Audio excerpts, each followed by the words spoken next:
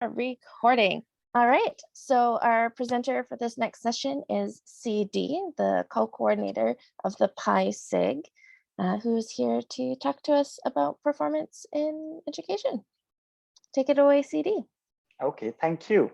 Hello, everyone. As a few of you know, my name is CD, and I would be talking about drama in the time of emergency remote teaching. This presentation is based on my experience of teaching online at my previous workplace, which was Soka University.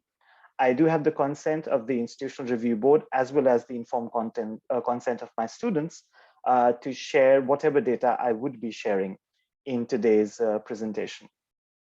Having said that, it's going to be a fairly bare bones presentation in the sense I will be using the PowerPoint slides just to keep track of where we are in the presentation, and it will be more of an oral presentation style, at which point of time I will maybe just stop sharing the screen and you'll just see my face. So without further ado, let's begin. This is going to be the trajectory of our presentation today. I'll first talk about emergency remote teaching. I don't think I need to talk about it, but I will. I'll talk about process drama, radio drama, and then explain the context of this presentation. What was the teaching context in which the experiences took place? Then we'll talk about improvise and innovate.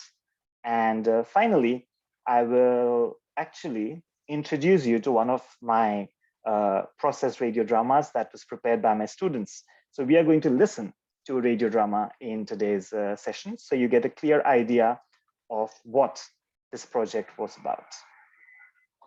So first, let's talk about ERT, or emergency remote teaching. We all know we still continue to be in the COVID-19 pandemic. And earlier last year, there was a sudden decision across the world made to go online.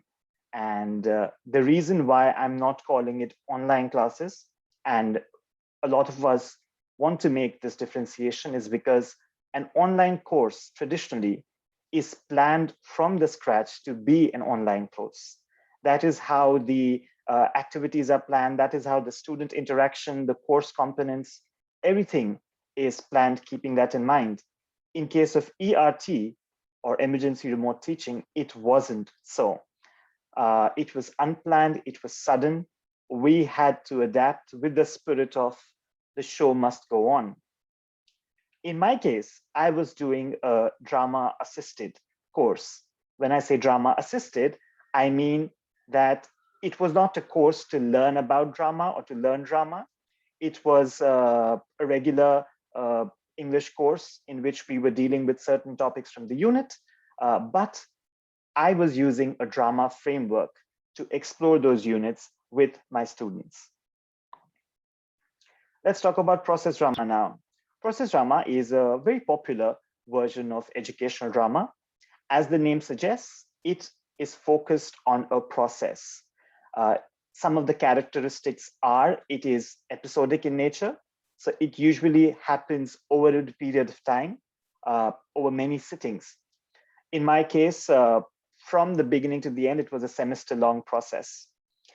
However, a key component of the process drama framework, if I may say, is the preparatory period. So there is preparation, there's performance, and there's reflection. These are the three key components of process drama. In my case, the preparatory period lasted for almost half a semester, in which the students were either reading material, intensive reading, or watching videos on the global issues that they were interacting with.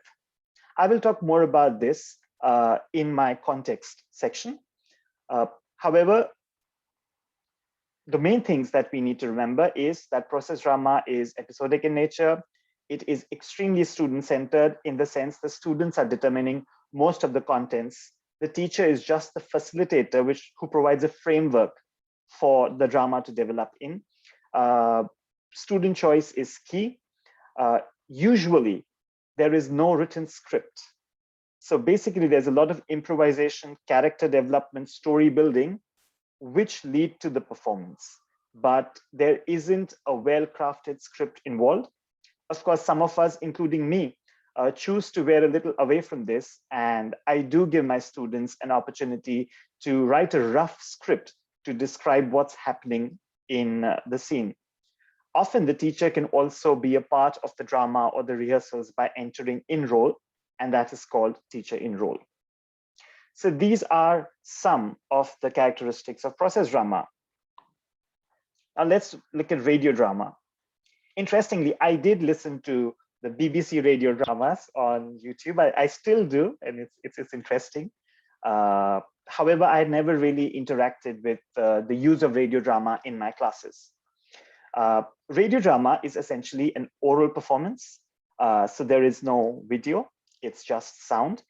And there is use of sound effects, background music, and a strong amount of emphasis on intonation and expression, because voice is the only vehicle of expression. There is no visual accompanied by it. Radio dramas, on the other hand, are often scripted in detail, and the readers, which in this case were students, are reading from a script with focus on sound effects, background music, and intonation. Now, let's look at my context. My context was a Japanese university. It was an undergraduate course. Most of my students were second year students, and it was one of the required courses. The class would meet once a week, and there were total 15 classes. I was teaching 4 classes of the same course per semester. So over the 2 semesters of spring and fall, I had about 8 classes of this course. The way I structured the course, the textbook of the course, as advised by the coordinator of the course, was there to support us. So to use it as a starting point and to build something out of the units of the textbook. Our textbook had interesting units such as animal testing, animal rights, aging population, and human labor versus machines and AI. So these were the topics that I chose. And I also had every semester, I would give my students an option to choose a topic of their own. COVID-19 was a topic that came up. And in the second semester, fall semester, racism or racial discrimination was also a topic that came up. Later today, you would be listening to a radio drama on this particular topic. Now, the students would engage with one topic. A group of students would engage with one topic throughout the semester. And let me just stop sharing my screen right now because my slide just says context. So, so they would engage with one topic throughout the semester. And as I mentioned before, half of the semester was the preparation phase.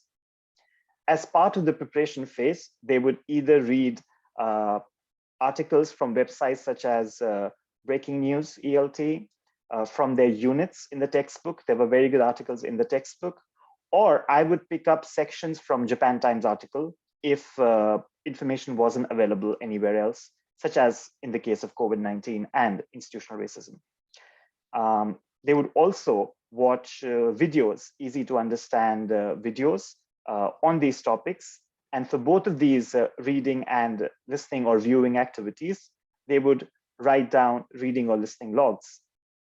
The next week, they would come together in their groups and they would share what had they learned. So essentially, I was building background knowledge. Essentially, I was providing them information which they can use to build their dramas. As a midterm presentation, they had a regular academic oral presentation through the use of PowerPoint, in which they analyze the issues on the topics of what is the issue, where is it happening, what are the causes, who are the stakeholders involved, and what are the effects. They had an option to provide a solution if they wanted to, but that wasn't required.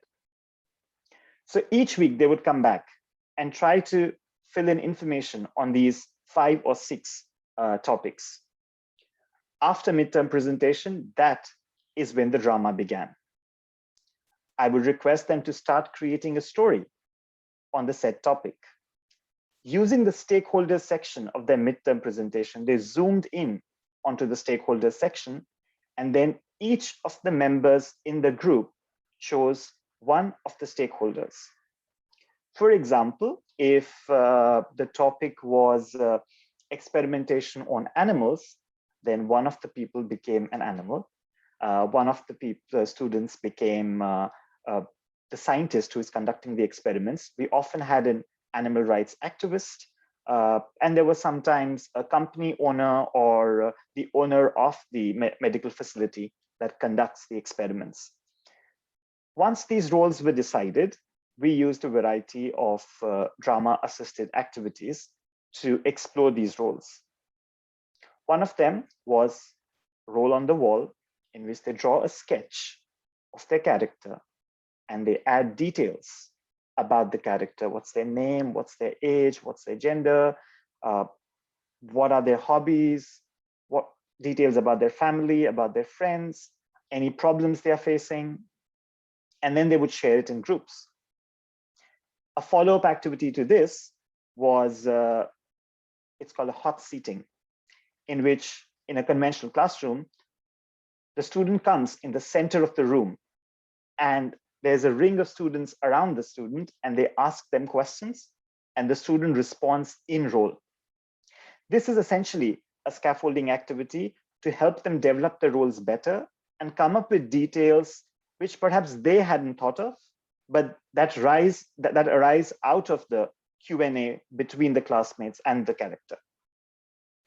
And then every week, they would write journal entries on one day in the life of their character.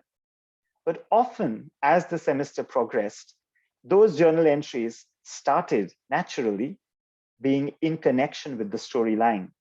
So the characters would write down their own take, their own impression of what was happening in the storyline, and they would come back and share these different journal entries with their group members. Then in my pre-pandemic drama-based course, we would do a lot of physical activity, such as frozen frames, which is essentially, we also call it tableau, which is essentially a non-verbal activity in which they show a frozen moment from the story. Then we ask them to create 2 more such moments, which gives us a slideshow of 3 scenes from the story. These 3 scenes become the foundation of them developing their story. The next step would be to add some movements. The next step would be to stitch these 3 scenes together, and that becomes your story. There's also something called thought tracking or character interview, in which we stop them midway when they're performing their scenes in the rehearsal, and we ask them questions about the characters. So what are you thinking? How are you feeling? Why are you doing this? This was definitely the highlight of my pre-pandemic process drama-based course. Eventually, they would, once over multiple classrooms, they were rehearsing using different drama techniques, and eventually they would perform their drama for members of the classroom. And then the last class would be reflection, in which they would reflect on the process. So this was my drama-based course, and I was really grateful and happy to be able to use something I was so passionate about in my classroom, and was thrilled to get the same courses for the academic year 2020-2021 and enter the pandemic. So that was the context. Now let's look at, excuse me, share my screen. So then came in the pandemic, then came in emergency remote teaching, and there was a need to improvise and innovate. You know, there's a saying, necessity is the mother of invention. And that is what happened. And drama is the last possible thing you can imagine to go online. And I was of the same opinion, because it's really physical. They're interacting with each other in the classroom. They're building stories together. And I was quite stunned. I didn't know what I should be doing until I attended a few presentations by another PISIC presenter, Mr. Gordon Rees, on radio drama. And a light bulb just went in. and I said, what if I merge radio drama with process drama, taking away some elements of process drama and introducing elements of radio drama, such as a script. The primary reason I did it because a radio drama is usually recorded and it's just audio, which can be done online, even if the learners are in different parts of the world or the country. So then, as they started developing their characters, instead of using the frozen frame activities, I started using other activities to help them get into character. One of the popular ones was, imagine you are your character, describe 10 things in your character's surroundings. And that in the post process feedback from the students came to be one of the most popular activities, the second most popular activity. The most popular was the hot seating, which actually worked well because of breakout rooms. It became a really good opening activity for my classes. The hot seating was, just to remind you, was when classmates would ask questions to a student and the student would answer in character. And I would give them about 90 seconds per character, and I would send them the blue messages saying, next person, please, next person, please. And everybody in the group would be asked questions and they would answer in character. That was the most popular activity according to the feedback. And then I moved them towards script writing. I showed them some sample scripts from the internet, how they should write things like entry, exit, cast, sound effects, background music. I also played really short radio dramas in the class for them to get a sense of the background music and the sound effects that really support a radio drama, and then the different characters and how do the characters interact without being seen. Then over a period of, I think, about 4 weeks, they worked in their groups on their script, practicing, and eventually they recorded the radio drama. And then we viewed the radio drama together in the class, and then they gave feedback to each other based on the radio drama. And then in the end, we had our reflective report in which they shared their experiences, what worked, what was difficult. And what was difficult was definitely the technological aspect was often what was difficult for them. It was a struggle editing the sound. It was really time consuming. These were some of the things that came up. But from a drama assisted learning perspective, I really think that I got the best of both worlds because I could help them engage with the topic in English over an extended period of time. And eventually we could have the dramatic version online. So this was how I improvised and innovated, which led to the, I would call the creation of sorts, creation of process radio drama, which is something I haven't come across, but it is basically just a simple marriage between process drama and radio drama, taking away a few components of process drama and introducing aspects of radio drama. So before I give you the example that my students did, I would just like to share what, according to me, was easy to change to online and what wasn't.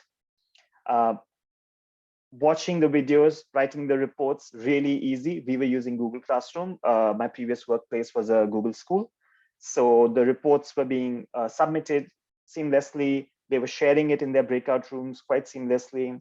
The same was true for the reading material. The same was also true for the PowerPoints. Of course, body language wasn't that important in the PowerPoint presentation anymore, but still I didn't see any major challenges in doing that. What I had to sacrifice was the physical component of drama, the non-verbal activities that we would be doing, the frozen frames that we would be doing, and the ease with which a student could just take a whiteboard marker as a mic and walk up to a frozen classmate and say, who are you? What are you thinking? What do you think about her? So that spontaneity, that physicality of drama did definitely go away. And I had to make the choice of letting go of those activities instead of trying to somehow do them online. But the character development activities reached an all-time high. The journal entries, I had told them, please write minimum, I think I said 100 words, but the reports would often touch 150, 200 words. So they really got into the journal writing. And I remember one of the students in the post-process form had said, I was so stressed because of the pandemic and because of everything that was happening around me. The journal writing was a moment for me to forget about my life and think about the character's life. Of course, I'm paraphrasing and, maybe not saying the exact same thing, but that is what the students said. And that was a really powerful message for me about how healing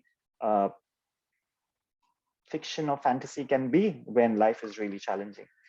What worked well was the quality of the words, because in process drama, your final script is not that important, but in radio drama, it is. The detail, the attention to detail, checking spellings, checking grammar. And of course, if they were doing it online through Google Docs, then sometimes, you can get assistance with spelling mistakes. So that really improved the engagement with the textual aspect of a drama. And there wasn't a language learning aspect to it, but thoughtful and conscious use of music and background sounds was also something that I think really elevated the quality of the radio drama. In their pre-pandemic physical drama, they were sometimes using sound effects from their smartphones, but it wasn't that dominant. But of course, in radio drama, it was far more dominant and it was helping the story. So this is a quick analysis of what worked and what didn't work when I had to make this transition to online. And now, as the last thing, before we have lots of time for discussion, I'm going to share the radio drama that was made by my second year students on the topic racism, which is something they had selected. So, of course, I will be not playing the first 40 seconds of the drama in which the students introduce their names, because I don't want to reveal their identities, but I do have permission to use this content. What you will miss in those 40 seconds is there is one person who is a Japanese sociology professor. There is one person who is the sociology professor's student who is now grown up. Then there is an African-American individual who is based in USA. And then there is a Caucasian individual who is based on USA and has some prejudice. I did not shape or try to alter the direction that the students were taking the story in.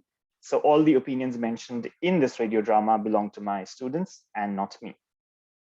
So here we go. In case you cannot hear the sound, please let me know. Groove music, that's right, sorry. Here we go.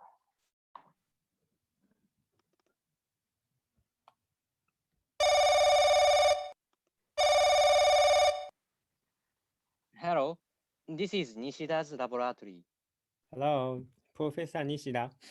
Long time no see. This is Takeshi Takizawa, who was your student. How have you been? Oh, Takeshi, it's been 2 years since then. I'm good. What's the matter? I will go to the United States next month to go to meet my friend Andre. He is an African American and he is suffering from racism. Could you go with me? I see. I want to go there together because my profession study is racial discrimination. Thank you so much. I'm glad. Let's go together next month.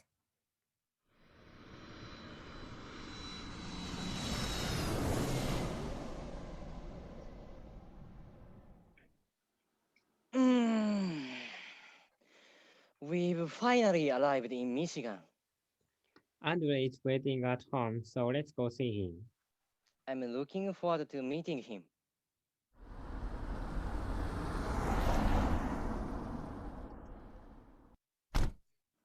Hi, Andre. Long time no see. How are you? I'm fine. Is he your teacher you were talking about before? Nice to meet you. I'm Koichiro Nishida. I taught Takeshi at university. I often hear about you from him. Nice to meet you too, Koichiro. You are researching about races at university, right? Yes. So today, I wanted to hear from you about the current state of racism. Then why not talk to my friend, a white old man? I think he will come soon if I call from now on. I want you to call him. Just a moment, please.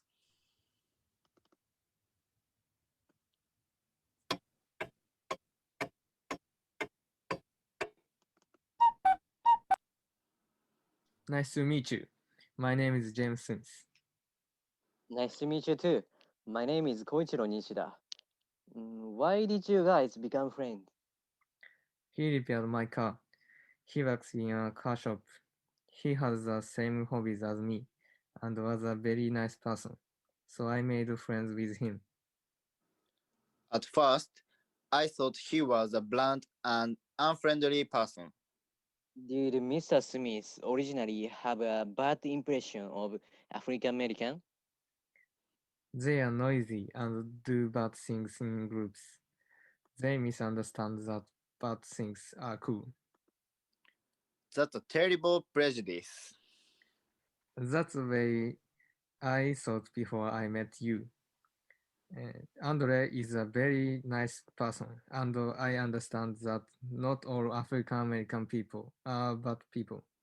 Mr. Smith met Andre, and his prejudice against African American diminished. Has Andre been treated discriminatorily?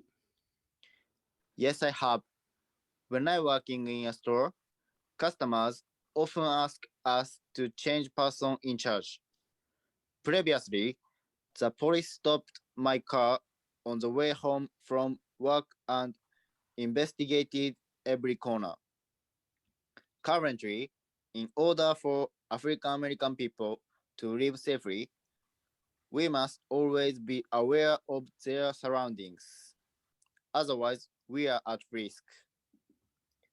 I found Andre to be pretty painful because he was African American people.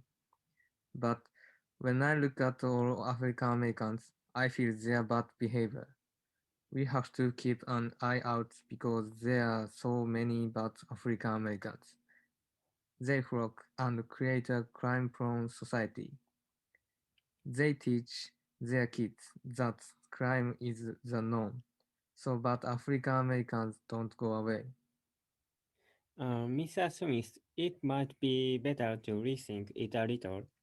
Perhaps the reason you feel bad about African American people is because of the high crime rate, but I learned at university that the proportion of African American crimes and asset arrest is higher than that of whites. They don't like to flock, they might have to do so. Exactly. Prejudice pushes them socially down. They are not well educated and their social status is gradually fixed. The problem is systemic racism. Racism forces African American people to live in violent and poor environments, not because they create bad societies. This problem turned out to be very deep rooted. However, even if we say the truth, discrimination does not disappear.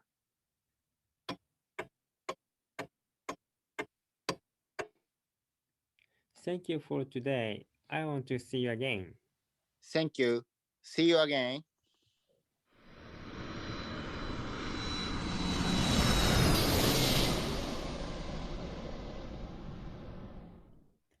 We had a good time today, Professor Nishida. That's right, Takeshi. Thank you for the valuable opportunity to talk about racism with local Americans. Not at all. I was also able to learn more about races. Racism is a difficult problem, like the subconscious of a group society. It will take time to resolve. I feel that discrimination starts with prejudice and often leads to great misunderstandings. I think the same can be said about races. Small acts like this discussion may be important. That is also one solution. In any case, to resolve racism, we should start by knowing the problem and the other person. It's also important to increase the means. Unfortunately, the biggest challenge of systemic racism is that there's no single person or entity responsible for it, which makes it very hard to solve. However, in other words, we are all part of the system. It means that we all have a role to play in making it better.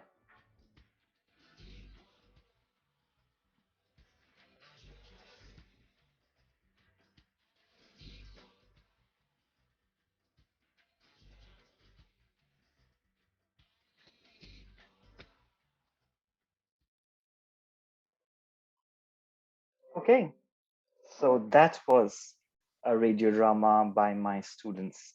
This was the final product. And I did not encourage them to use any kind of specific song or anything, and I just let them be. Just to let you know, none of my students were above TOEIC 475, I think 475 or 495. None of them were above that. And I did not help them with the scripting. I gave them the option to contact me and have me go through their scripts, but many of them did not ask for it. So that's all from my end. Now I would like to open for discussion, questions, just thinking together. Anything is welcome.